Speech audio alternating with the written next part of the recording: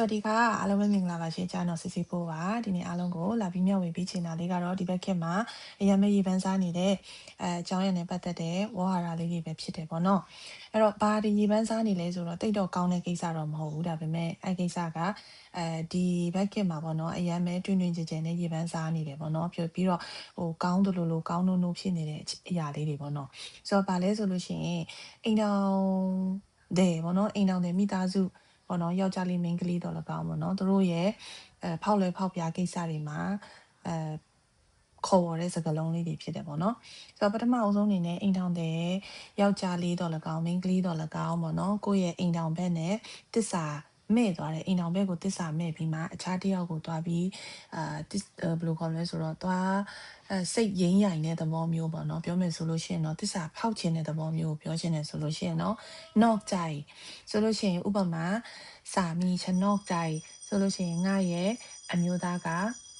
တစ္ဆာဘယ်လိုခေါ်မလဲတစ္ဆာမဲ့ချင်နေတယ်ပေါ့နော်စာမီချ knock ကြိုက်ဆိုတော့တစ္ဆာမဲ့နေတယ်တို့မဟုတ်ရင်လည်းဖရယာချ knock ကြိုက်ဆိုရင်ငါရဲ့အမျိုးသမီးကတော့တစ္ဆာမဲ့တယ်တစ္ဆာမဲ့နေတယ်အဲ့လိုမျိုးပုံစံမျိုးပြောလို့ရတာပေါ့နော်အဲ့ဒါက knock ကြိုက် knock အော်ကော knock ကြော်အိုင်ကြိုက် knock ကြိုက်ဆိုတဲ့စာသားဖြစ်တယ်ပြီးတော့အဲ့လိုတည်ရမလားကိုယ်အိမ်ထောင်နဲ့မဟုတ်ဘဲနဲ့အခြားအိမ်ထောင်နဲ့တွားပြီးပတ်သက်တဲ့မိန်းကလေးတော့၎င်းအခြားရှိပြီးသားအိမ်ထောင်နဲ့တွားပြီးတော့ပတ်သက်တဲ့ယောက်ျားလေးတော့၎င်းအဲ့ဒါကိုကျွန်တော်ဘယ်လိုခေါ်ကြလဲဆိုလို့ရှိရင်မယားငယ်လင်ငယ်ဆိုပြီးပမာလို့ပြောကြတယ်အဲ့လိုစကားလုံးတိုင်းပဲထိုင်းမှာလည်းမယငယ်ကိုဆိုလို့ရှိရင်မြေနော်မြေနော်လို့ခေါ်တယ်မြေဆိုတာမိန်းမပေါ့နော်နော်ဆိုတာကတော့အငယ်အနောင်ပေါ့နော်ဆိုတော့မြေနော်လို့ခေါ်ပြီးတော့လင်ငယ်နော်အမျိုးသားယောက်ျားအငယ်ပေါ့နော်အဲ့ဒါဆိုလို့ရှိရင်တော့ဖိုကနော်ဆိုပြီးတော့သုံးကြပါတယ်မြေနော်ဖိုကနော်အထူးသဖြင့်ဒီအမျိုးသမီးကတော့ဖြစ်ရင်သူများရဲ့မယငယ်ဖြစ်တယ်ဆိုရင်นี่ผู้หญิงคนนี้เป็นเมียน้อยของผู้ชายคนนี้ဒီအမျိုးသမီးကတော့ဒီယောက်ျားရဲ့မယငယ်ဖြစ်တယ်ဒီအမျိုးသားကတော့ဖြစ်ရင်ဒီအမျိုးသမီးရဲ့ပြောမယ်ဆိုရင်တိတ်တိတ်ပုံးလင်ပေါ့နော်လင်ငယ်ဖြစ်တယ်ผู้ชายคนนี้เป็นผัวน้อยของผู้หญิงคนนี้ဒီအမျိုးသားကတော့ဒီအမျိုးသမီးရဲ့လင်ငယ်ဖြစ်တယ်ဆိုတဲ့ဟာကိုပြောတာပေါ့နော်ဆိုတော့ knock ကြိုက်ဆိုတဲ့သစ္စာမဲ့တဲ့အခြေအနေဖြစ်တယ်ပြီးသွားလို့ရှိရင်မြေน้อยထားတတ်တယ်မြေน้อยဆိုတာမယားငယ်သို့မဟုတ်ผัวน้อยထားတတ်တယ်နောက်တစ်မျိုးကပါလဲဆိုလို့ရှိရင်တော့အဲ့လိုပေါ့ဘယ်လိုခေါ်မလဲတစ္ဆာဖောက်ပြီးတော့မှ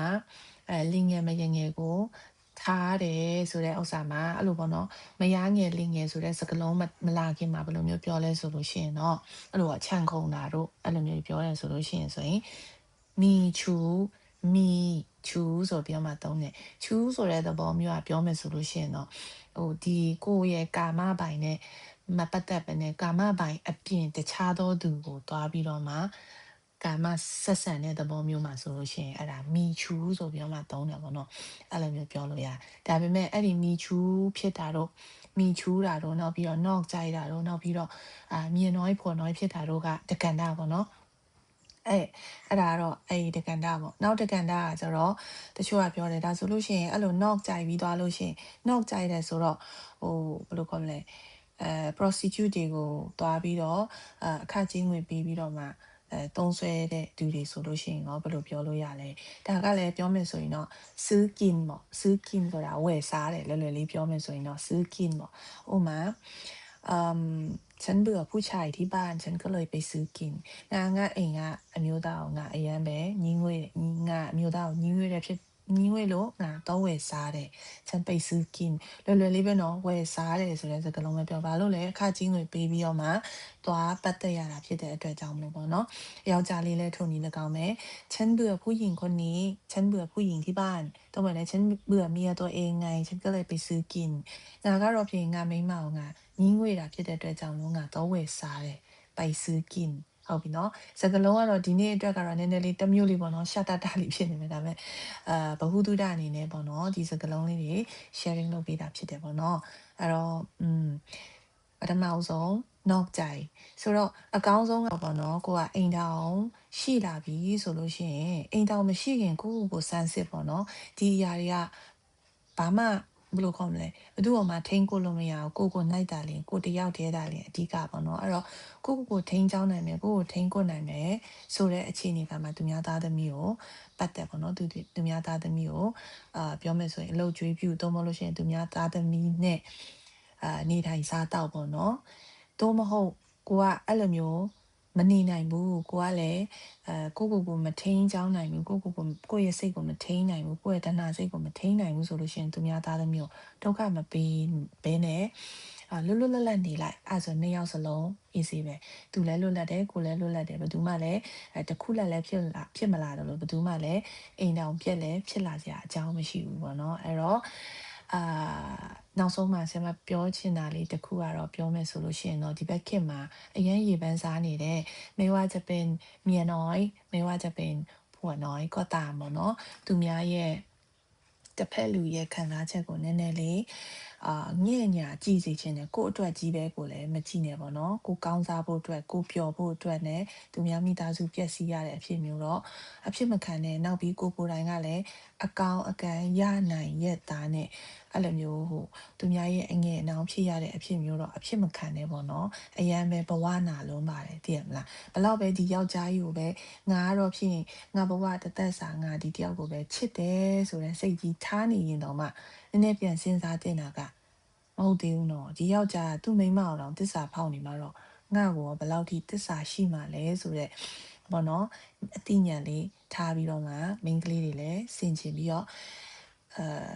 ရဟာထားပေါ့နော်အဲ့ကိစ္စကိုမဖြစ်မိအောင်ကိုစင်ချင်ပေါ့နော်ယောက်ျားလေးတွေလည်းကိုမိန်းမကိုတစ္ဆာမရှိနိုင်တော့လကောက်မိန်းကလေးတွေလည်းကိုယောက်ျားကိုတစ္ဆာမရှိနိုင်တော့လကောက်အိမ်တော်မပြုတ်ပဲလွတ်လပ်နေတာအကောင်းဆုံးပဲအဲ့တော့แนะนำว่าถ้าเราไม่สามารถที่จะซื่อสัตย์คนที่เรารักเราก็อยู่กันเป็นโสดไปเลยนะคะไม่ต้องมีครอบครัวไม่ต้องใช้ชีวิตแบบครอบครัวอยู่กันเป็นโสดนะอยู่แบบโสดไปเลยไม่ต้องมีครอบครัวไม่ต้องแต่งงานอยากจะหาใครก็ได้อยากจะมีใครเวลาไหนก็ได้อิสระนะคะก็ขอแนะนำแค่นี้เองทุกวันนี้ก็มีแต่เรื่องที่ได้ยินมาก็คือเรื่องนะแย่งสามีชาวบ้านသူများလင်ကိုလူတာတော့แย่งเมียชาวบ้านဆိုတာကတော့သူများဆိုတဲ့သဘောမျိုးပေါ့နော်ဆိုတော့แย่งสามีชาวบ้านဆိုတာသူများလင်ကိုလူတာ